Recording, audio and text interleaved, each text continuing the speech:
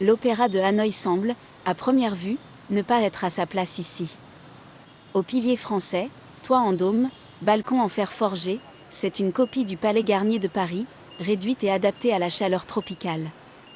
Le gouvernement colonial français l'a construit en 10 ans, l'achevant en 1911. À l'époque, il devait être un centre culturel pour les Français vivant à Hanoï. Les Vietnamiens y étaient rarement admis, sauf pour se produire sur scène ou travailler en coulisses. Mais si le bâtiment était à l'origine un symbole de la culture coloniale, il ne le resta pas. Au fil du temps, il a pris un rôle très différent. Après la Révolution d'août 1945, c'est ici que le Viet Minh tenait ses réunions et rassemblements politiques. C'est devant ce bâtiment que les révolutionnaires ont hissé pour la première fois le drapeau rouge. Ce lieu, autrefois symbole de l'opéra français, est devenu un espace de résistance vietnamienne, puis de culture vietnamienne. À l'intérieur, la salle principale a conservé son agencement européen. Des rangées de sièges en velours rouge font face à une scène en fer à cheval. Le plafond est peint de fresques délavées et les lustres sont d'origine, bien qu'ils aient été refaits à neuf à plusieurs reprises. Mais les spectacles ont évolué. Au fil des décennies, cette scène a accueilli toutes sortes de spectacles, de l'opéra traditionnel vietnamien à la danse moderne, en passant par des cérémonies gouvernementales. Pendant la guerre américaine, le bâtiment était resté quasiment silencieux, à l'exception de quelques rassemblements secrets.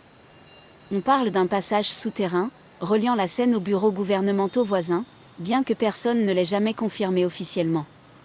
Il aurait été utile pour déplacer les personnes en cas d'urgence ou de raid. Dans les années 1990, le bâtiment était en piteux état. Des morceaux de plâtre tombaient, et l'acoustique n'était plus optimale. Il a fallu un important projet de restauration, financé en partie par les Français, pour le remettre en état de marche. Depuis, l'opéra est de nouveau pleinement opérationnel. Il accueille désormais des spectacles locaux et internationaux, même s'il reste pour la plupart un symbole plutôt qu'un théâtre ordinaire.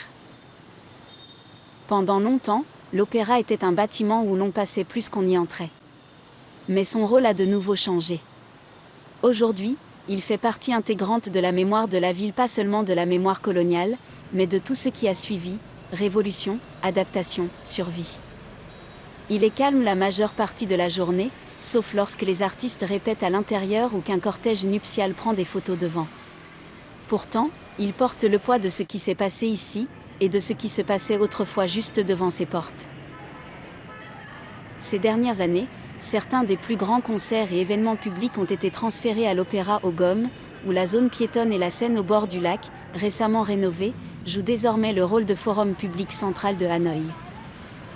L'ancien opéra est resté en place, n'étant plus la scène principale, mais faisant toujours partie intégrante de l'histoire de la ville.